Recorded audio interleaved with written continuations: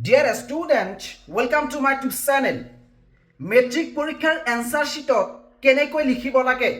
এই answer sheet দেখাত কেনেকুৱা এই বিষয়ে ইমান দিনে তোমালোকে মোক প্ৰশ্ন কৰি আছিলা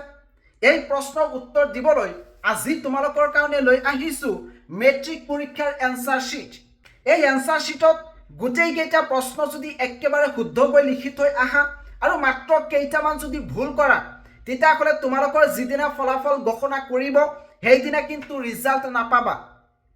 সেই ভুল কেইটাৰ বিষয়ে এই ভিডিঅ' জৰিয়তে আলোচনা কৰিব বিচাৰিছো যাতে তোমালোকে এই বছৰ মেট্ৰিক পৰীক্ষাত এই কেইটা ভুল নকৰা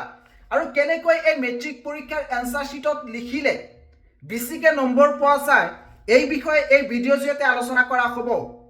গতিকে তোমালোকে স্কিপ নকৰাকৈ সম্পূৰ্ণ ভিডিঅ'টো চাবা আৰু এই ভিডিঅ'টো যদি ইনফৰমেটিভ হয় তেতিয়াহ'লে তোমালোকে চেনেলটো সাবস্ক্ৰাইব কৰি বেল আইকনটো অন কৰি ৰাখিবা যাতে এনেকুৱা ধৰণৰ ইনফৰমেটিভ ভিডিঅ' আপলোড দিয়াৰ লগে লগে তোমালোকৰ মোবাইলত নটিফিকেশন যায় তোমালোকে যেতিয়া মেট্ৰিক পৰীক্ষাত বহিবা তেতিয়া এনেকুৱা ধৰণৰ এনসাৰ শিট দেখিবলৈ পাবা এই এনসাৰ শিটৰ একেবাৰে ওপৰৰ ফালে তিনিটা বাকচ আছে এই বাকচত তোমালোকে একো নিলিখিবা তাৰ পিছত আছে ফুল সিগনেচাৰ অফ ইনভিজিলেটৰ ইয়াতে কিন্তু তোমালোকৰ নিজৰ নাম নাইবা সিগনেচাৰ নিলিখিবা তোমালোকৰ যি ইনভিজিলেটৰ থাকিব তেখেতে ইয়াতে ফুল সিগনেচাৰ কৰিব তাৰ পিছত দেখিবলৈ পাবা roll number subject group medium আৰু ৰেজিষ্ট্ৰেচন নম্বৰ তোমালোকৰ যি এডমিট কাৰ্ড আৰু ৰেজিষ্ট্ৰেচন সাৰ্টিফিকেট থাকিব সেইখন চাই একেবাৰে শুদ্ধকৈ ৰোল তাৰ পিছত নম্বৰটো লিখিবা কিছু সংখ্যক ছাত্ৰ ছাত্ৰীয়ে ৰোল আৰু নম্বৰটো একেলগে লিখি দিয়ে গতিকে তোমালোকে কিন্তু এই ভুলটো মেট্ৰিক পৰীক্ষাত কেতিয়াও নকৰিবা প্ৰথমতে ৰোলটো লিখিবা তাৰ পিছত নাম্বাৰটো লিখিবা আৰু ইয়াতে সাবজেক্ট অৰ্থাৎ তোমালোকৰ যিদিনা যি পৰীক্ষা থাকিব সেই পৰীক্ষাৰ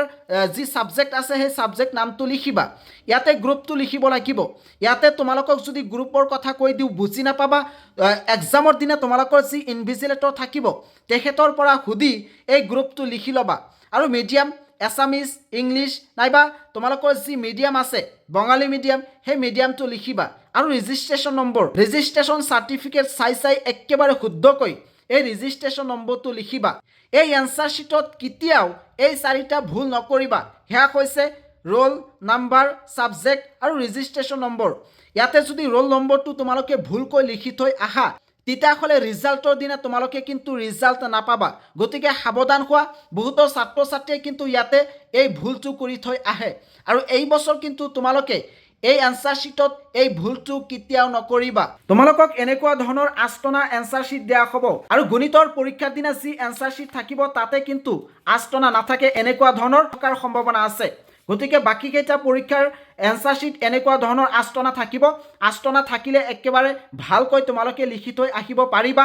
যদি আষ্টনা নাথাকে কিছুমানে কি কৰে ইয়াৰ পৰা লিখা ষ্টাৰ্ট কৰি দিয়ে ইয়াতে শেষ হয় অৰ্থাৎ লাইনটো ইফালে গুচি যায় যদি আষ্টনা থাকে তেতিয়াহ'লে তোমালোকে একেবাৰে ষ্ট্ৰেট লাইনত লিখিব পাৰিবা কেনেকৈ লিখিবা কেনেকৈ লিখিলে বেছিকৈ নম্বৰ পোৱা যায় এতিয়া আলোচনা কৰিব বিচাৰিছো এই এনসাৰ শিটত মই লিখিছো এই এনসাৰ শিটত তোমালোকে কেনেকৈ লিখিবা কি মিষ্টেক কৰিব নালাগে কেনেকৈ লিখিলে বেছি নম্বৰ পোৱা যায় সেইখিনি তোমালোকে জানি লোৱা ইয়াতে এনেকৈ লিখিবা কুৱেশ্যন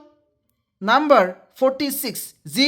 কুৱেশ্যন নাম্বাৰ থাকিব সেই নম্বৰটো লিখিবা লিখাৰ পিছত তলত সুন্দৰকৈ এটা নাইবা দুটা আঁচ টানি দিবা কিছুমানে এনেকৈ আঁচ টানি দিয়ে এনেকৈ ডিজাইন কৰাৰ কোনো প্ৰয়োজন নাই জাষ্ট তোমালোকে দুটামান এনেকৈ আঁচ টানি দিবা এনেকৈ লিখিবা কুৱেশ্যন নাম্বাৰ 46 তাৰ তলতে লিখিবা এনসাৰ লিখাৰ পিছতেই এনেকৈ এনসাৰ লিখা ষ্টাৰ্ট কৰিবা ধৰি লোৱা যে এই শব্দটো ভুল হৈছে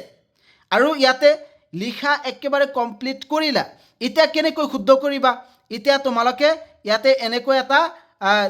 চিহ্ন দিবা দিয়াৰ পিছত ওপৰত লিখিবা এনেকৈ লিখিবা ঠিক আছে আৰু যদি লিখাৰ সময়ত কিবা ভুল হয় তেতিয়াহ'লে জাষ্ট তোমালোকে ইয়াতে এটা আঁচ টানি দিবা কিছুমানে কি কৰে এনেকৈ একেবাৰে এইটো মিহলাই দিয়ে তোমালোকে কিন্তু এইটো নকৰিবা এনেকুৱা কৰিলে এই এনসাৰ শিট একেবাৰে বেয়া দেখা যায় আৰু তোমালোকে মাৰ্কছ কম পাবা জাষ্ট তোমালোকে এনেকৈ এটা আঁচ টানি দিবা আঁচ টানি দিলেই হৈ যাব তাৰ পিছত এই শব্দটো ইয়াতে লিখিবা যেহেতু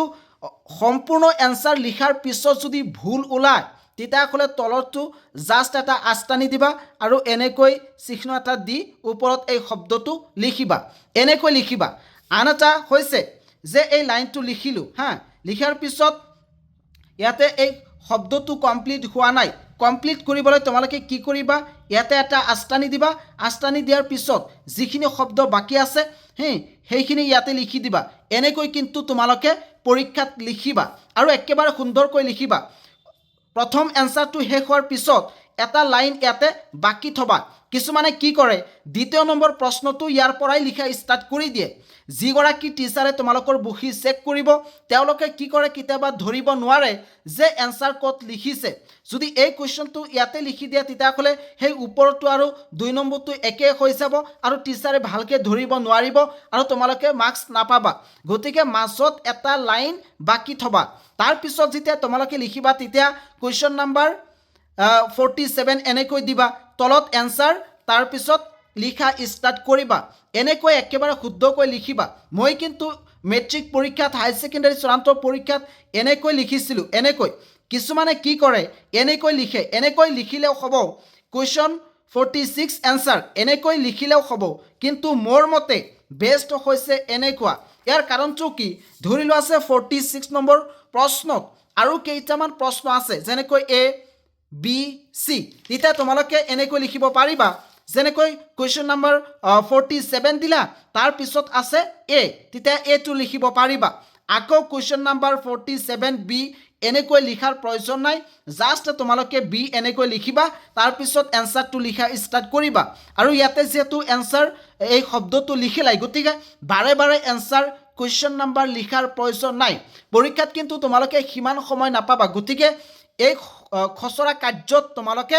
টাইম ওয়েস্ট নকৰিবা আৰু ইয়াতে কিন্তু কেতিয়াও তোমালোকে ডিজাইন নকৰিবা এনেকৈ তোমালোকে যদি আস্তানি দিয়া তেতিয়াহ'লে যিগৰাকী টিচাৰে তোমালোকৰ বহি চেক কৰিব তেখেতে ইজিলি এনসাৰখন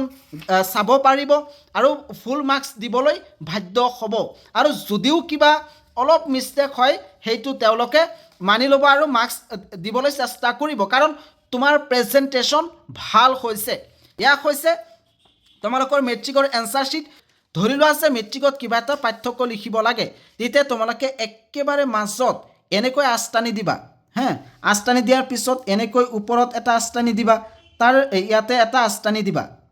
অলৰেডি কিন্তু আস্তানা আছে তোমালোকে এইটোৰ ওপৰতে নিৰ্ভৰ নকৰিবা ইয়াৰ ওপৰত আন এটা আস্তানি দিবা যে পেন্সিলেৰ আস্তানি দিবা তাৰ পিছত ইয়াতে লিখিবা শব্দ ইয়াতে শব্দটো লিখি পয়েন্ট হিচাপে লিখিবা 1 নম্বৰ পয়েন্ট হ্যাঁ 2 নম্বৰ পয়েন্ট 3 নম্বৰ পয়েন্ট লিখা শেষ হোৱাৰ পিছত একেবাৰে লাষ্টত এনেকৈ আস্তানি দিবা আশা কৰোঁ তোমালোকে যদি এনেকৈ মেট্ৰিক পৰীক্ষাত লিখিব পাৰা তেতিয়াহ'লে নিশ্চয় ভাল এটা মাৰ্কছ লৈ উত্তীৰ্ণ হ'ব পাৰিবা আকৌ কৈছোঁ এই ভিডিঅ'টো যদি ইনফৰ্মেটিভ হয় তেতিয়াহ'লে চেনেলটো ছাবস্ক্ৰাইব কৰি থৈ দিবা আৰু এটা মিষ্টেক হেয়া হৈছে সেকশন তোমালোকে সেকশনটো দিবলৈ চেষ্টা কৰিবা এইটো নিদিলেও হয় কিন্তু সেকশনটো দিলে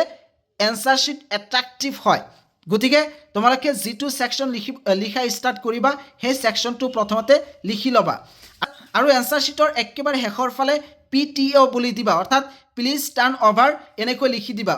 এই প্ৰশ্নটো কিন্তু কমপ্লিট হোৱা নাই এই প্ৰশ্নৰ এনসাৰ সেইটো পেজত অলপ আছে গতিকে যিগৰাকী টিচাৰে তোমালোকৰ এই এনসাৰ শিট চেক কৰিব তেখেতক এটা ইংগিত দিবলৈ এনেদৰে এনসাৰ শিটৰ একেবাৰে লাষ্টত PTO বুলি লিখি দিবা এনেকৈ তোমালোকে লিখিবা আশা কৰোঁ তোমালোকে বুজি পালা আৰু এই বছৰ মেট্ৰিক পৰীক্ষাত কোনে কি ডিভিজন পাবা বুলি আশা আছে এই ভিডিঅ'ত কমেন্ট কৰি জনাই দিবা